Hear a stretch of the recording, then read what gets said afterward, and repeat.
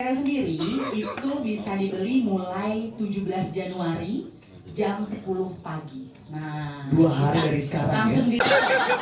Baik, makanya. Mas tadi makanya di sini nggak perlu di ya. Harapannya ya semoga bisa menambah pengalaman yang berharga dalam musik ya. Dan semoga di tahun 2020 ini sebenarnya harapannya ingin nyiptain lagu buat Dewa 19. Keren. Itu aja. Amin. Silakan Mas Onja. Lanjut Mas. Gua mah manut. Harapan saya ya gini kan, zaman dulu kan 20 tahun lalu tentu teknologi panggung ya, sound system dan lighting kan nggak sebagus saat ini kan apa adanya. Terus venue juga akustiknya ya 20 tahun lalu berbeda. Nah, harapan saya dengan teknologi panggung sekarang, sound system lighting yang bagus nih, apa yang kita suguhkan juga maksimal. Kami juga puas, gitu ya, dan penonton juga bisa mendengar versi yang terbaik dari lagu-lagu Dewa dalam versi live ya. Itu harapan saya. Ya semoga bisa mengobati itu tadi seperti kata mengobati kerinduan, tapi bukan hanya mengobati kerinduan. Mereka juga bisa terkesan, bisa menjadi memori buat teman-teman, khususnya yang sudah mengikuti perjalanan Dewa dari dulu ya. Ya. Amin. Oke, ini tentunya bisa menjadi experience yang berbeda kali ini. Mas Andra, monggo Mas.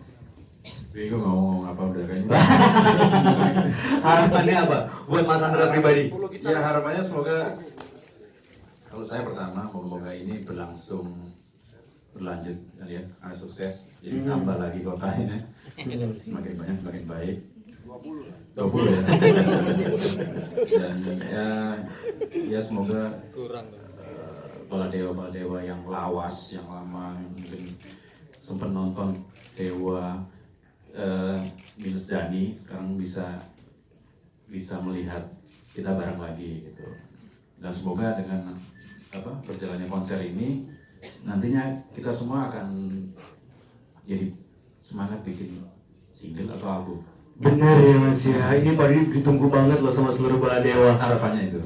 Semangat untuk bikin single atau album baru. Oke, Mas Dani apa harapannya? Nggak boleh sama, ini tadi ada yang obat kangen, ada yang pengalaman berbeda, ya kan? Harus tunggu semangat lagi untuk bikin album dan single baru. Mas Dani sendiri apa harapannya? Ya, harapannya semoga konser ini sukses dan ya udah kan, maksudnya setelah tadi udah sukses, setelah konser ini sukses, itu bisa menjadi penyemangat bagi musisi-musisi muda untuk bikin album sebagus Bintang 5. Iya, itu yang jawaban yang kita tunggu dari seorang. Gimana tuh akhirnya main musik lagi? Ya biasa aja sih ya sebenarnya, biasa aja. Nggak ada anggoknya juga nggak ada. Mas tadi kan sempat disebut katanya kalau sekarang main musik cuma buat hobi gitu. Dancyword.com. Dari google.com. Dari Indonesia. Oh Indonesia. Tapi kan kalau itu apakah jadi akhirnya akan mengganti karyanya gitu, dan misal sekarang musik ya cuma buat hobi aja gitu. Enggak juga, justru malah karena buat hobi ya. Justru karena buat hobi itu justru kayak misalnya album pertama Dewa ya. Album pertama Dewa kita bikin itu kita nggak berniatkan untuk nyari uang. Kita cuman pengen menunjukkan bahwa kita bisa main musik gitu sama Andra di pertama kali ini. Kita nggak nyari uang. Kalau kita nyari uang kan mungkin lagunya nggak kayak gitu. Cuman waktu itu ilmunya baru seperti itu album pertama. Terus album kedua kita juga nggak cari duit, kita pengen menunjukkan lagi bahwa kita bisa nih bikin musik kayak gini sampai album 3, sampai album bintang 5, sampai bintang 5. Itu semuanya sebenarnya nggak nyari uang sebenarnya. Uang yang nyari kita. Tetap ya. Tadi bisa dibilang nanti bintang 5 itu formasi terbaik karena selain dapat kurang katanya kamera Pak De. Ya katanya orang-orang begitu katanya. Tapi kan nggak enak juga kalau ngomong gitu, ada Ari Lasso kan. Tapi ada pengalaman berkesan nggak pada saat proses penggarapan atau pada saat konser gitu Bintang 5 seperti apa Pak? Ya itu tadi, sampai saya mimpi-mimpi tadi. Saya benar-benar mimpi.